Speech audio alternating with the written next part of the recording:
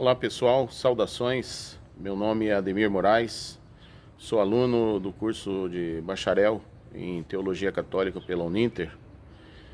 Esse trabalho ele faz parte do módulo A2, cujo título é Desenvolvimento Sustentável e Planejamento Urbano. Faremos uma breve análise de dois municípios brasileiros, um deles Altamira, no estado do Pará, e Foz do Iguaçu, no estado do Paraná, na cidade na qual eu resido.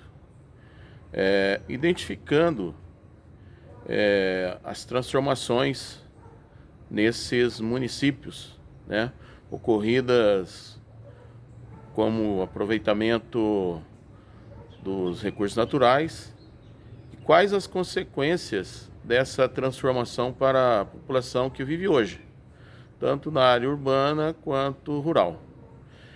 Altamira, ela fica às margens do rio Xingu e é cortada cortada pela BR-230, conhecida como Transamazônica, né? Situada na região amazônica. Esse município é resultante de um processo de colonização iniciado lá no final do século XVII. Uma das características desse município é o seu tamanho. É o maior município brasileiro em extensão territorial. O desenvolvimento desse município ocorreu principalmente em dois momentos distintos, né?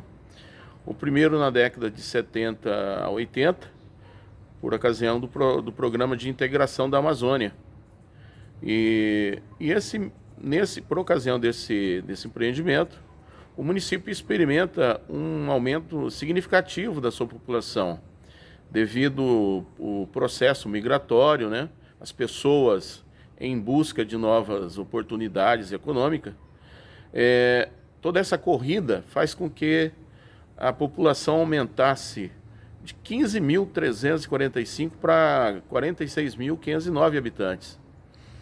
Óbvio que esse aumento fez com que a área urbana se tornasse mais complexa, com incremento na estrutura comercial de bens e serviços, favorecendo ao surgimento de um polo regional, né, com um município com uma centralidade regional. Durante essa mesma década, no ano de 1975, iniciou os estudos para aproveitamento hidrelétrico lá do rio Xingu, através da usina de Belo Monte.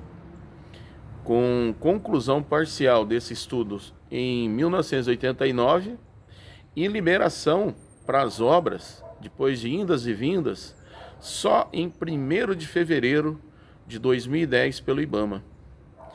Então, dentro desse contexto da instalação das obras de Belo Monte, houve a segunda grande imigração populacional, fazendo saltar de 79.622 habitantes em 2010, segundo a IBGE, para 148.224 em 2012, segundo o CEPLAN.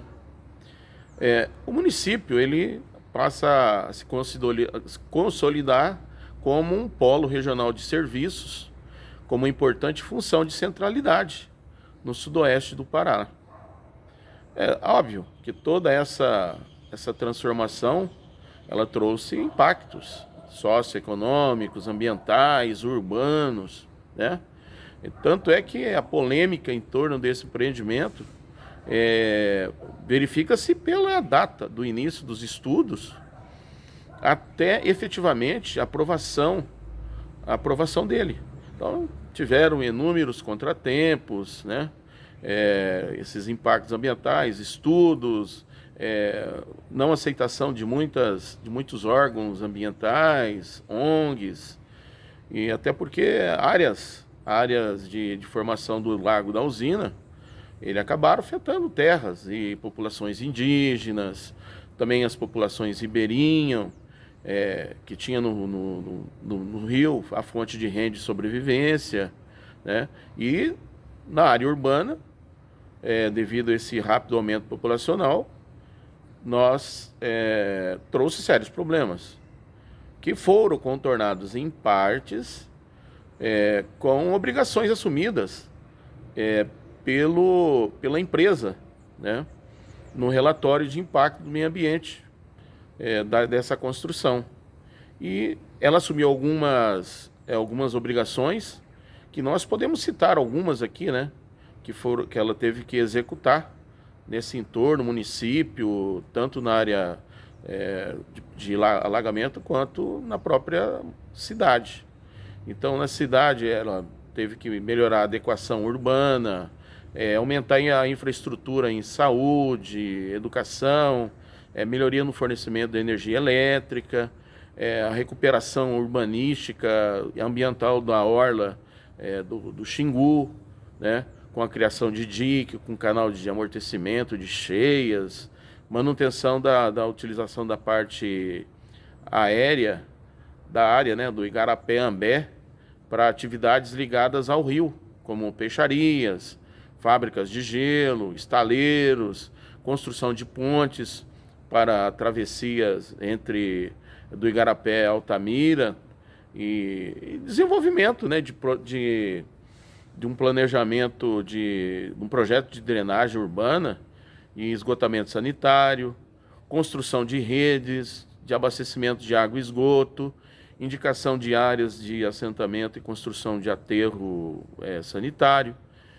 Então, assim, podemos verificar que nesse processo desses dois grandes empreendimentos no município, primeiro na década de 70, 80 e esse mais recentemente, eles modificaram radicalmente a população, trouxeram impactos, porém trouxeram ganhos econômicos e melhoria, aumento do município, melhoria com as obras que foram implementadas, né, pelo município, né?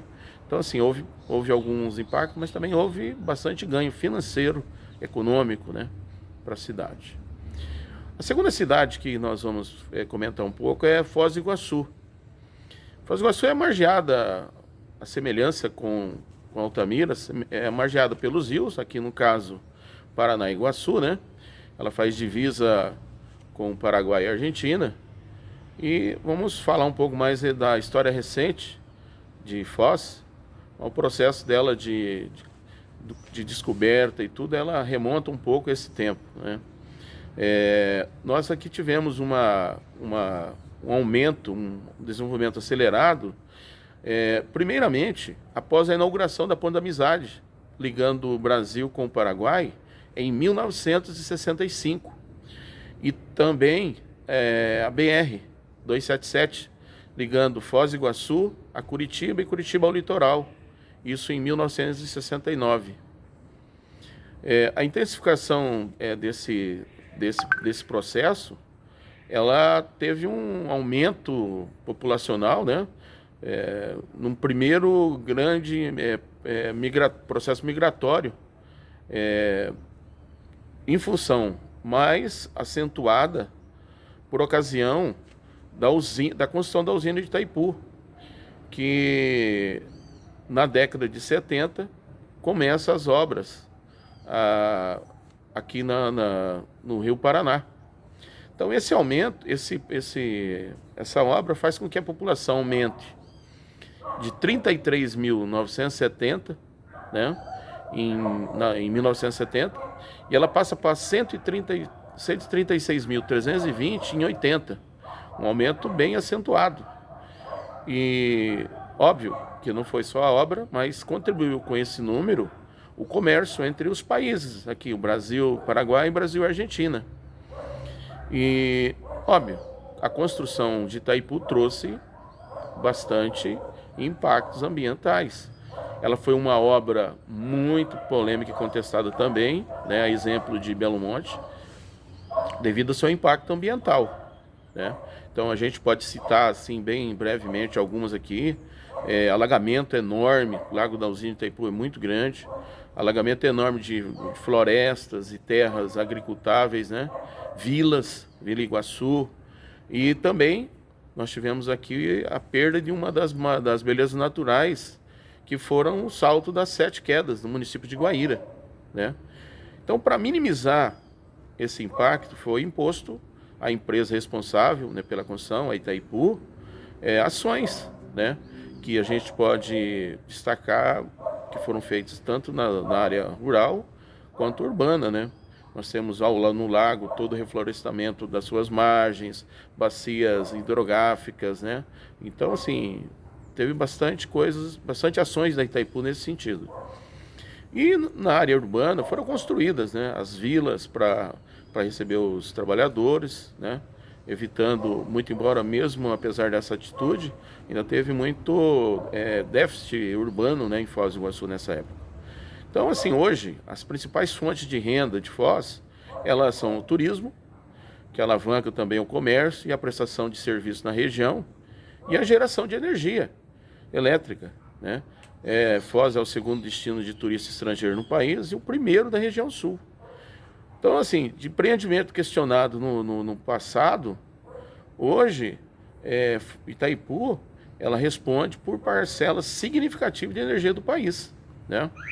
E o que podemos retratar para finalizar é que, apesar dos impactos dos dois empreendimentos das duas cidades, o ser humano falta para ele, os dirigentes, é um processo de planejamento a longo prazo, né? Porque são obras que, imagina, começou numa época bem antes, ou às vezes começa muito em cima por imposição, mas não se prevê assim, uma utilização que vá atender e vá deixar para as futuras gerações poder usufruir também desses recursos naturais.